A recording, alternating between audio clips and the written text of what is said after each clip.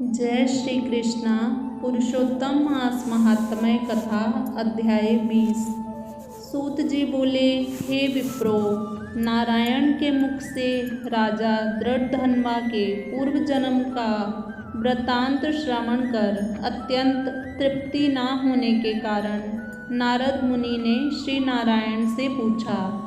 नारद जी बोले, हे तपोधन महाराज, दृढ़धन्वा ने मुनि श्रेष्ठ वाल्मीकि जी से क्या कहा, सो विस्तार सहित विनीत मुझको कहिए।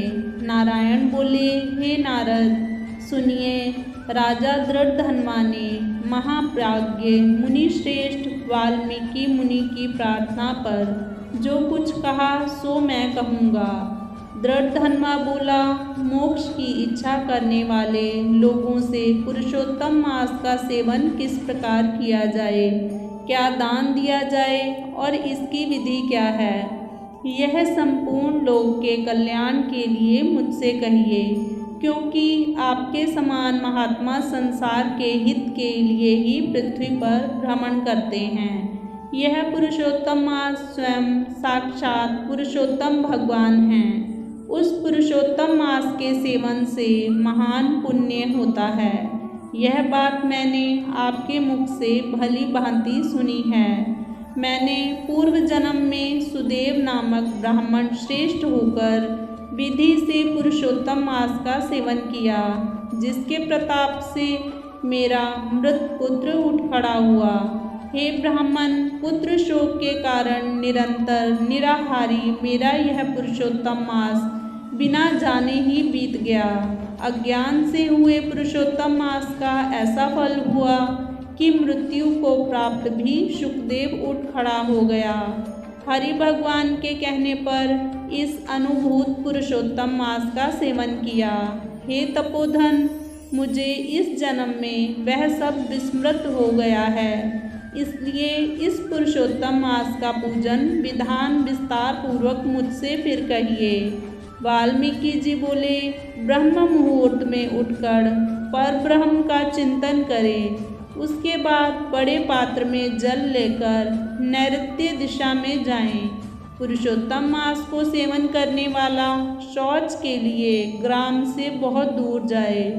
दिन में तथा संध्या में कान पर जनेऊ को रखकर और उत्तर मुख होकर पृथ्वी को तृण से आच्छादित कर वस्त्र से सिर बांधकर और मुख को बंद कर, अर्थात मौन होकर रहे, ना थूके और ना श्वास दे।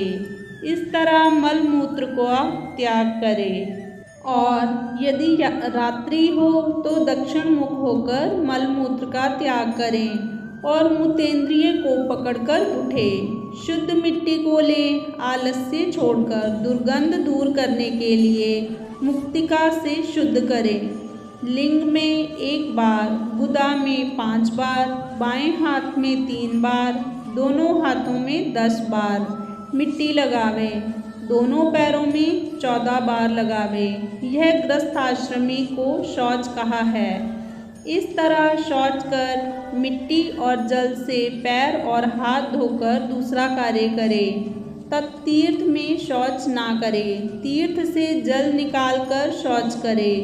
2 हाथ जल वाले गडई को छोड़कर यदि अनुदत जल में अर्थात तीर्थ में शौच करे तो बाद तीर्थ की शुद्धि करे, अन्यथा तीर्थ अशुद्ध हो जाता है। इस प्रकार पुरुषोत्तम का उत्तम व्रत करने वाला शौच करे। तदंतर 16 कुल्ला अथवा 12 कुल्ला करें। मूत्र का त्याग करने के बाद 8 अथवा 4 कुल्ला ग्रस्त करे। उठकर प्रथम नेत्रों को धो डाले, दातुन ले आवे और इस मंत्र को अच्छी तरह कहकर दंत धामन करे। हे वनस्पति, आयु, बल, यश, वर्च, प्रजा, पशु, वसु, ब्रह्म ज्ञान और मेधा को मेरे लिए दो। अपामार्ग अथवा बैर की 12 अंगुल की छेद रहित दातुन कानी अंगुली के समान सोटी हो, जिसके पर्व के आधे भाग में कुची बनी हो। उस दातन के मुख शुद्धि करें। रविवार के दिन काष्ठ से दातुन करना मना किया है, इसलिए 12 कुल्ला से मुख शुद्धि करें। आचमन कर अच्छी तरह प्रातः काल में स्नान करें। स्नान के बाद उसी समय तीर्थ के देवताओं को तर्पण के द्वारा जल देवें और समुद्र में मिली हुई नदी में स्नान करना उत्तम कहा है। बावली, कूप, तालाब में स्नान करना विद्वानों ने मध्यम कहा है और गृहस्थ को गृह में स्नान करना सामान्य कहा है। स्नान के बाद शुद्ध वस्त्र और शुक्ल ऐसे 2 वस्त्रों को धारण करें। ब्राह्मण कंधे पर रखे जाने वाले उत्तरीय वस्त्र को सावधानी के साथ हमेशा धारण करें। पवित्र स्नान में पूर्व मुख अथवा उत्तर मुख होकर बैठे और शिखा बांधकर दोनों जांघों के अंदर हाथों को रखें। पुष्प की पवित्री हाथ में धारण कर आचमन क्रिया को करें। ऐसा करने से पवित्री अशुद्ध नहीं होती है, परंतु भोजन करने से पवित्री अशुद्ध हो जाती है। इसलिए भोजन के बाद उस पवित्री का त्याग करें। आचमन के बाद गोपी चंदन की मिट्टी से तिलक धारण करें। वह तिलक ऊर्ध्व पुंड हो, सीधा हो, सुंदर हो, दंड के आकार का हो, ऐसा धारण करें। ऊर्ध्व पुंड हो अथवा त्रिपुंड हो, उसके मध्य में छिद्र बनावे। ऊर्ध्व पुंड में लक्ष्मी के साथ हरि भगवान स्वयं निवास करते हैं। त्रिपुंड में पार्वती सहित साक्षात शंकर भगवान सर्वदा वास करते हैं। बिना छिद्र का पुंड कुत्ते के पैर के समान विद्वानों ने कहा है। सफ़ेद तिलक ज्ञान देने वाला है।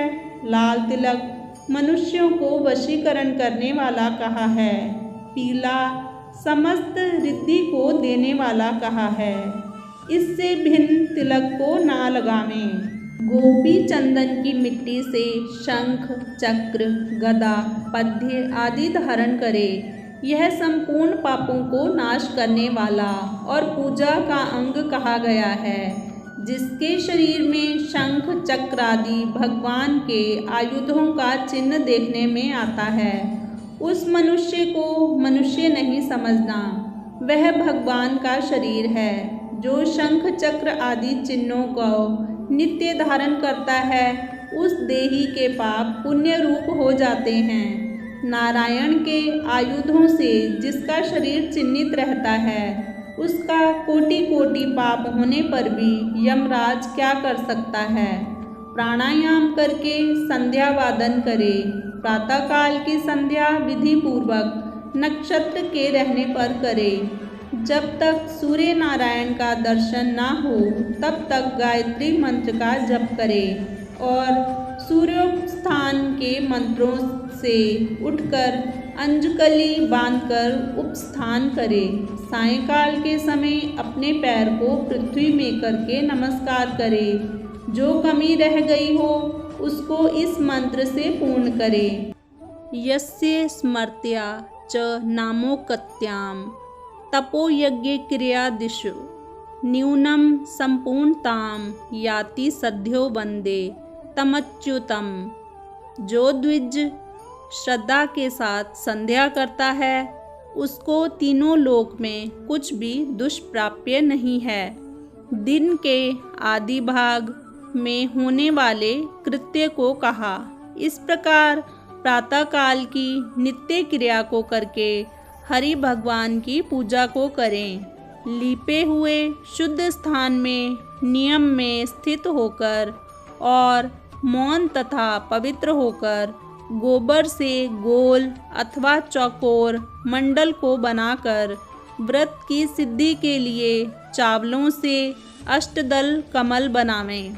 बाद स्वर्ण, चांदी, तांबा अथवा मिट्टी का मजबूत और नवीन छिद्र रहित शुद्ध कलश को उस मंडल के ऊपर स्थापित करें और उस कलश में शुद्ध तीर्थों से लाए हुए कल्याणप्रद जल को भरकर कलश के मुख में विष्णु कंठ में रुद्र भगवान अच्छी तरह वास करते हैं। उसके मूल में ब्रह्मा जी स्थित रहते हैं। मध्य भाग में मातृगण कहे गए हैं। कोख में समस्त समुद्र और 7 द्वीप वाली वसुंधरा ऋग्वेद, यजुर्वेद, सामवेद और अथर्ववेद व्याकरण आदि अंगों के साथ सब कलश में स्थित हों। इस प्रकार कलश को स्थापित करके उसमें तीर्थों का आवाहन करें। गंगा, गोदावरी, कावेरी और सरस्वती मेरी शांति के लिए तथा पापों के नाश करने के हेतु आवे। तदंतर उस कलश का मंत्र पाठ पूर्वक गंध, अक्षत, नैवेद्य और उस काल में होने वाले पुष्प आदि उपचारों से पूजन करके उसके ऊपर पीले वस्त्र से लपेटा हुआ तांबे का पात्र स्थापित करें। उस पात्र के ऊपर राधा के साथ हरि की मूर्ति को स्थापित करें। राधा के सहित स्वर्ण की पुरुषोत्तम भगवान की प्रतिमा बनावें और भक्ति में तत्पर होकर विधि के साथ उस प्रतिमा की पूजा करें। पुरुषोत्तम मास के पुरुषोत्तम देवता हैं। पुरुषोत्तम मास के आने पर उनकी पूजा करनी चाहिए, जो इस संसार सागर में डूबे हुए को उबारता है। उसकी इस लोक में भी मृत्यु धर्म वाला कौन मनुष्य पूजा नहीं करता है। ग्राम फिर मिलते हैं, धन फिर मिलता है, पुत्र फिर मिलते हैं, ग्रह फिर मिलता है, शुभ अशुभ कर्म फिर मिलता है, परंतु शरीर फिर नहीं मिलता। उस शरीर की रक्षा धर्म के लिए और धर्म की रक्षा ज्ञान के लिए हुआ करती है और ज्ञान से मोक्ष सुलभ हुआ करता है। इसलिए धर्म को करना चाहिए। देह रूप वृक्ष का फल सनातन धर्म कहा गया है। जो शरीर धर्म से रहित है वह बांझ वृक्ष के समान निष्फल है। सहायता के लिए ना माता कही गई है, ना स्त्री पुरुष आदि कहे गए हैं, तथा ना पिता, ना सहोदर भाई, ना धन कहे गए हैं। केवल धर्म ही उसका प्रधान कारण कहा गया है। वृद्धावस्था सिंगनी के समान भय देने वाली है और रोग शत्रु के समान पीड़ा देने वाले हैं। फूटे हुए बर्तन से जल गिरने के समान आयु प्रतिदिन क्षीण होती रहती है।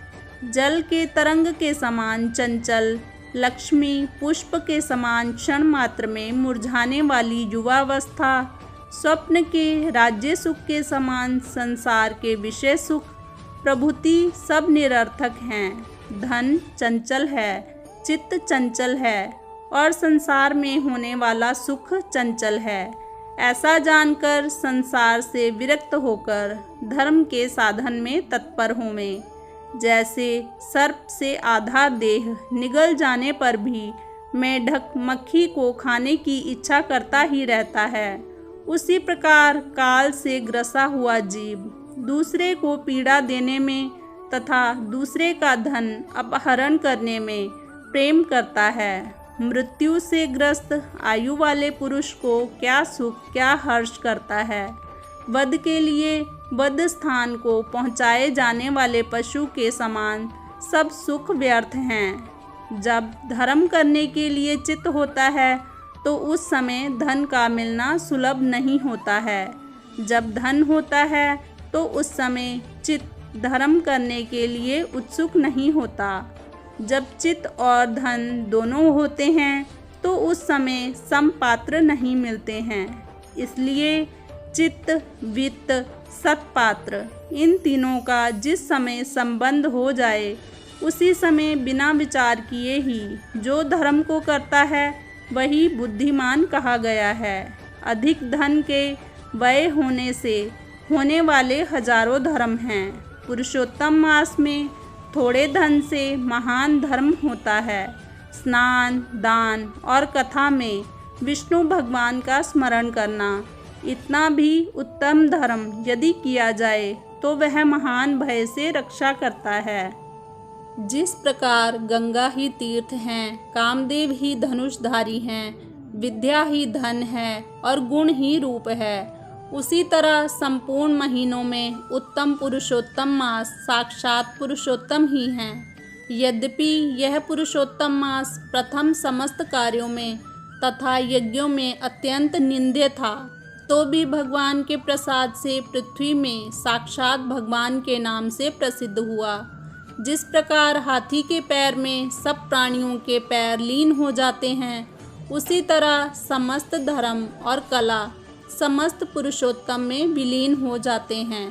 जिस प्रकार और नदियों की तुलना गंगा के समान नहीं की जा सकती, कल्प वृक्ष के समान अन्य समस्त वृक्ष नहीं कहे जा सकते, चिंतामणि के समान दूसरे रत्न पृथ्वी में नहीं हो सकते, कामधेनु के समान दूसरी गौ नहीं हो सकती, राजा के समान दूसरे पुरुष नहीं हो सकते, वेदों के समान समस्त शास्त्र नहीं होते।